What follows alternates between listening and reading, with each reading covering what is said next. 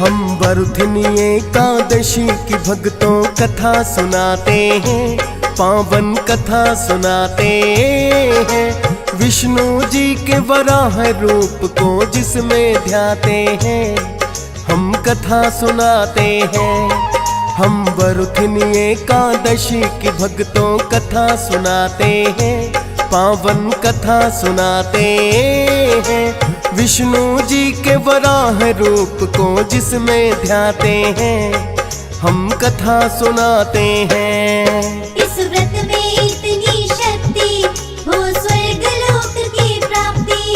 इस व्रत में इतनी शक्ति हो स्वर्ग लोक की प्राप्ति। प्रिय भक्तजनों, आज हम आपको वैशाख मास के कृष्ण पक्ष में आने वाली एकादशी की कथा सुनाएंगे। भक्तजनों, इस एकादशी को वरुथिनी एकादशी के नाम से जानते हैं।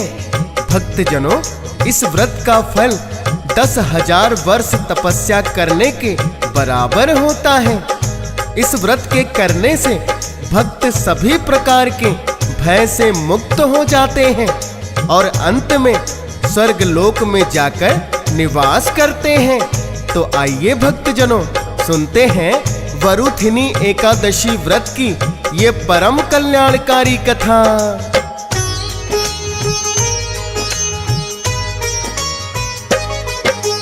है महाभारत काल की बात ये भक्तों तुम्हें बताए।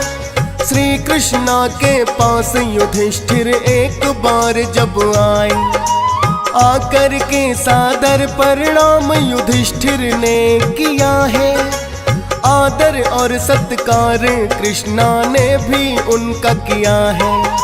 फिर तो युधिष्ठिर ने श्री कृष्ण से प्रश्न एक है किया, वैशाख मास बड़ा पावन कृष्णा अब तो लग ही गया। वैशाख मास के कृष्ण पक्ष में एकादशी जो आए, व्रत कथा और महात्म है कृष्णा जी मुझे सुनाए। क्योंकि सदा ही आप हमारा ज्ञान बढ़ाते हैं, पावन कथा सुनाते हैं। विष्णु जी के वराह रूप को जिसमें ध्याते हैं, हम कथा सुनाते हैं। इस व्रत में इतनी शक्ति हो स्वर्ग लोक की प्राप्ति। इस व्रत में इतनी शक्ति हो स्वर्ग लोक की प्राप्ति।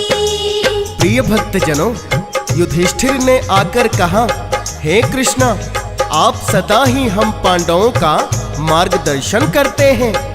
आपने कामदा एकादशी व्रत की कथा सुनाई, जिसका महात्म आपने विस्तार पूर्वक हमें बताया और हम सभी भाइयों ने कामदा एकादशी का व्रत भी किया। अब वैशाख मास लग गया है, कृपया मुझे कृष्ण पक्ष की एकादशी के व्रत की कथा और महात्म सुनाएं, ताकि हम इस एकादशी व्रत को करके पुण्य प्राप्त करें। श्री कृष्णा कहने लगे, हे युधिष्ठिर, वैशाख मास के कृष्ण पक्ष की एकादशी को वरुथिनी एकादशी के नाम से जानते हैं। इस व्रत को करने से अमोघ फल की प्राप्ति होती है। अब मैं तुम्हें विस्तार पूर्वक इसका महत्व बताऊंगा, जो ध्यान पूर्वक सुनो।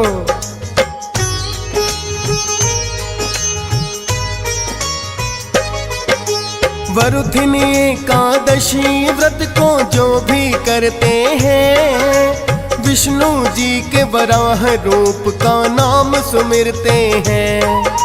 जीवन भर के लिए है मिलती हर एक भय मुक्ति।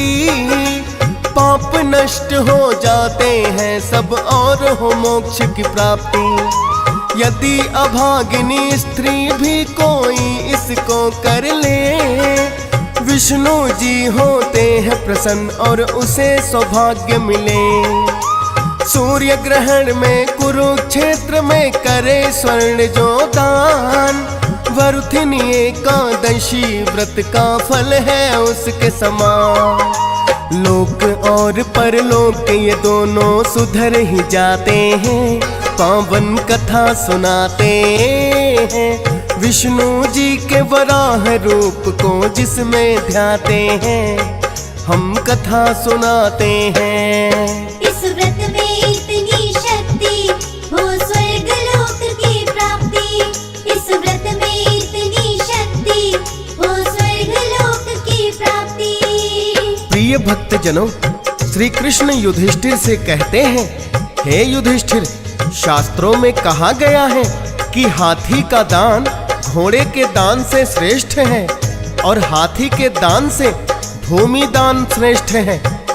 भूमि दान से तिलों का दान एवं तिलों के दान से स्वर्ण का दान तथा स्वर्ण दान से अन्न का दान श्रेष्ठ माना जाता है। अन्न दान से पितर, देवता और मनुष्य तीनों ही तृप्त होते हैं। शास्त्रों में अन्न को कन्या दान के बराबर माना गया है। वरुथनी एकादशी के व्रत से अन्नदान और कन्यादान दोनों के बराबर फल प्राप्त होता है।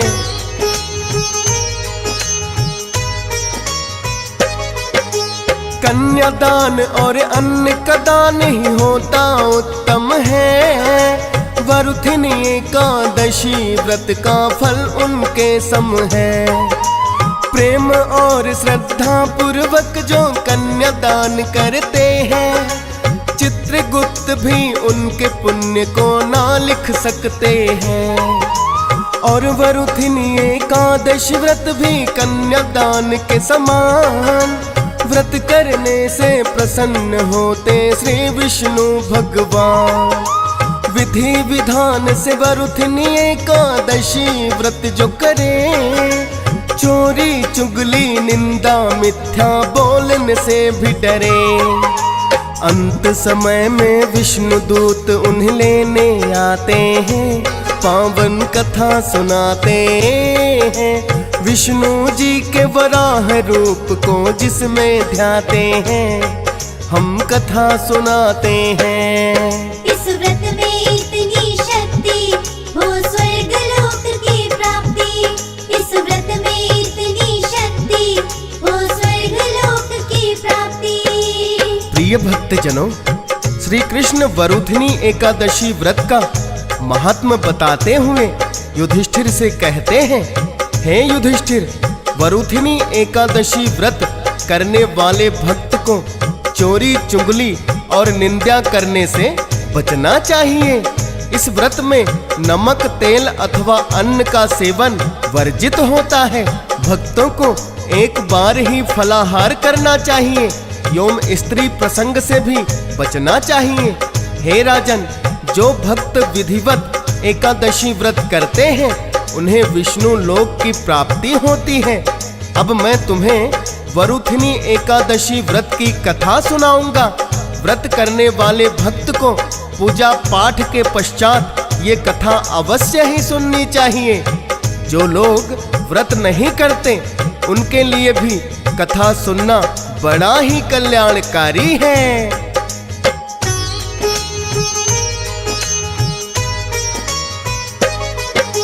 सुनो युधिष्ठिर, किस्सा है प्राचीन काल का। नर्मदा नदी के तट के किनारे एक नगर है हुआ। राजा मानधाता उस नगर में अपना राज चलाते। दानशील और बड़े तपस्वी वो तो कहलाते। प्रजा बड़ी खुशहाल थी सारी उनके नगर में रह के। ब्राह्मण और साधुओं का वो सदा ही आदर करते। उचित न्याय करते थे जो भी फरियादी आए। राज धर्म और मानव धर्म वो दोनों साथ निभाए। करने तपस्या एक बार वन में चले आते हैं। पावन कथा सुनाते हैं। विष्णु जी के वराह रूप को जिसमें ध्याते हैं, हम कथा सुनाते हैं। इस व्रत में इतनी शक्ति हो स्वर्ग लोक की प्राप्ति। इस व्रत में इतनी शक्ति हो स्वर्ग लोक की प्राप्ति। प्रिय भक्त जनों, श्री कृष्ण कहते हैं कि हे युधिष्ठिर, राजा मानधाता बड़े ही धर्मपरायण थे। सदैव ब्राह्मण और साधुओं का आदर सत्कार करते थे। वह प्रजावासियों के हितों की रक्षा करते थे। पुण्य कर्म करने वालों को उचित पुरस्कार एवं पाप कर्म करने वालों को दंड भी देते थे। स्वयं राजा मांधाता विष्णु भक्त थे। एक बार वो अपने पुत्र को राजपाट सौंपकर तपस्या करने के लिए वन में चले जाते हैं और घनघोर जंगल में एकांतवास देखकर तपस्या में लीन हो जाते हैं।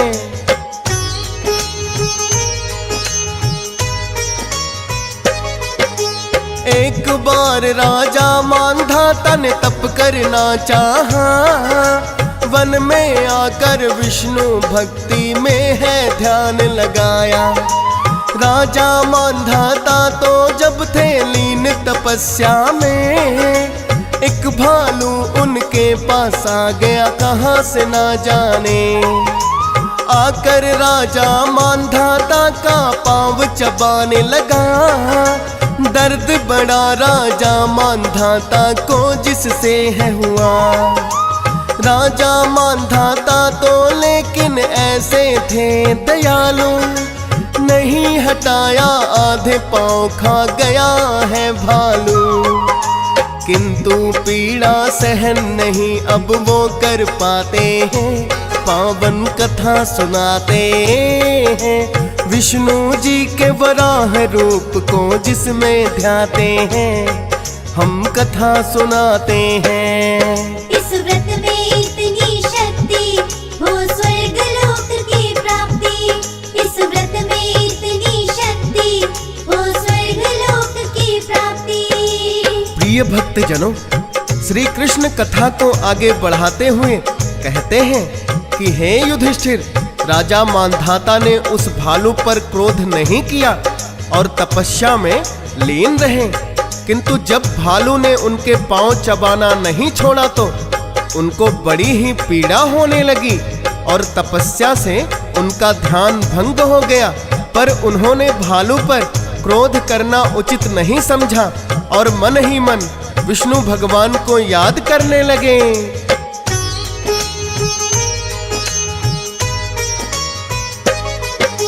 क्रोध नहीं भालू पर राजा मांधाता को आया। पाँव चबाता रहा है भालू, उसे भी नहीं हटाया। किंतु पीड़ा सहन नहीं जब मांधाता को हुई। विष्णु जी से तब फरियाद है मांधाता ने की। हे विष्णु जी आकर के अब मेरे प्राण बचाए। ये भालू तो वन पशु कहीं मुझको खाना जाए। सुन फरियाद भक्त की विष्णु जी है स्वयं ही आए और भालू पर अपना सुदर्शन उन्होंने दिया चलाए। प्राण पखेरु भालू के जिससे उड़ जाते हैं, पावन कथा सुनाते हैं। विष्णु जी के वराह रूप को जिसमें ध्याते हैं, हम कथा सुनाते हैं। इस व्रत में इतनी शक्ति हो स्वर्ग लोक की प्राप्ति। इस व्रत में इतनी शक्ति हो स्वर्ग लोक की प्राप्ति। प्रिय भक्त जनों, कथा को आगे बढ़ाते हुए श्री कृष्ण युधिष्ठिर से कहते हैं, हे युधिष्ठिर, राजा मांधाता की पुकार सुनकर श्री विष्णु भगवान स्वयं प्रकट हो गए और उन्होंने अपने सुदर्शन से भालू का वध कर दिया। किंतु राजा मांधाता का आधा पांव भालू खा चुका था। राजा मांधाता पीड़ा से कराह रहे थे। तब विष्णु भगवान राजा मांधाता से कहने लगे,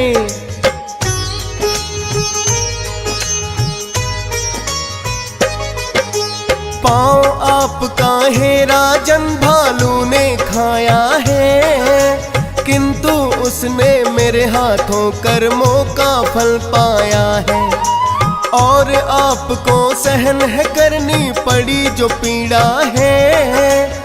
ये फल आपके पिछले जन्म के कुछ कर्मों का है।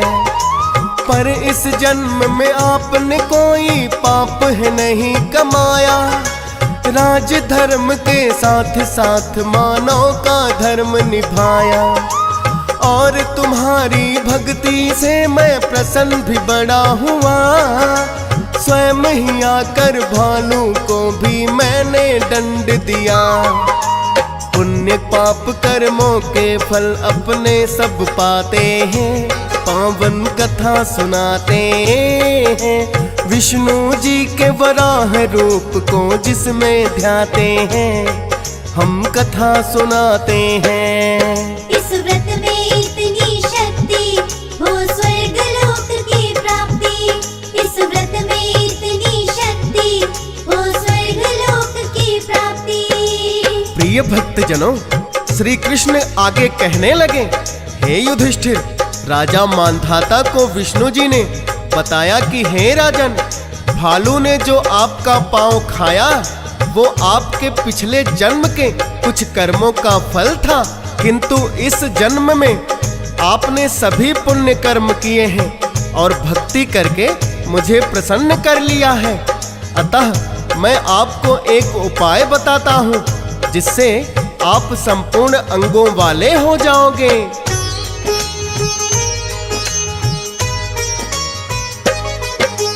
तुम्हें बताता हूँ मैं राजन ऐसा एक उपाय, अंग भंग भी जिससे आपका संपूर्ण हो जाए। मथुरा नगरी में जाकर के तुम तो निवास करो। विधि विधान से वरुथिनी एकादशी उपवास करो। और वराह अवतार की मेरे मूर्ति स्थापित करना।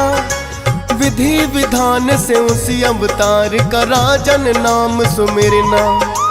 वरुथिनी एकादशी व्रत का फल जो पाओगे, संपूर्ण अंगों वाले राजन हो जाओगे। सुनकर राजा मांधाता उन्हें शीश झुकाते हैं। पावन कथा सुनाते हैं विष्णु जी के वराह रूप को जिसमें ध्याते हैं। हम कथा सुनाते हैं। इस व्रत में इतनी शक्ति हो स्वर्ग लोक की प्राप्ति। इस व्रत में इतनी शक्ति हो स्वर्ग लोक की प्राप्ति। प्रिय भक्तजनों, श्री कृष्ण ने युधिष्ठिर से कहा, हे युधिष्ठिर, इस प्रकार स्वयं विष्णु भगवान ने राजा मांधाता को वरुथिनी एकादशी व्रत करने का उपाय बताया।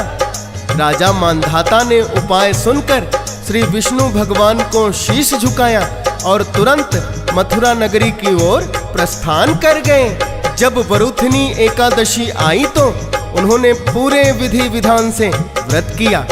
वरुथिनी एकादशी व्रत के फल से राजा मांधाता संपूर्ण अंगों वाले हो गए तथा अपने नगर में लौट आए। वहां आकर उन्होंने सभी एकादशियों के व्रत किया और अंत में विष्णु लोक को गए। हे युधिष्ठिर, ऐसा है वरुथिनी एकादशी व्रत का फल।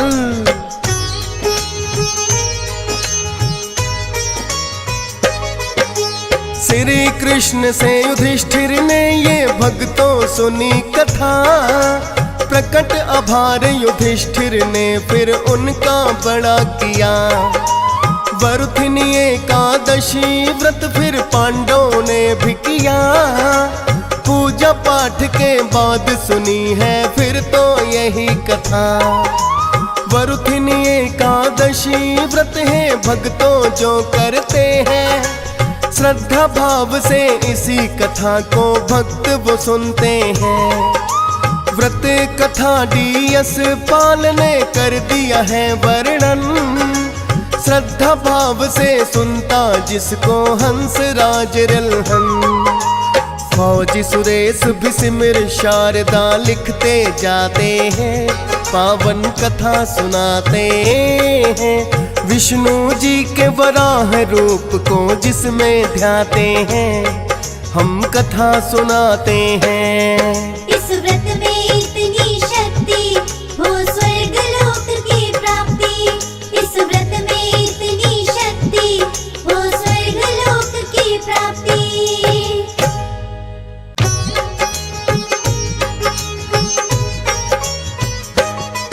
हम वरुथिनी एकादशी की भक्तों कथा सुनाते हैं, पावन कथा सुनाते हैं। विष्णु जी के वराह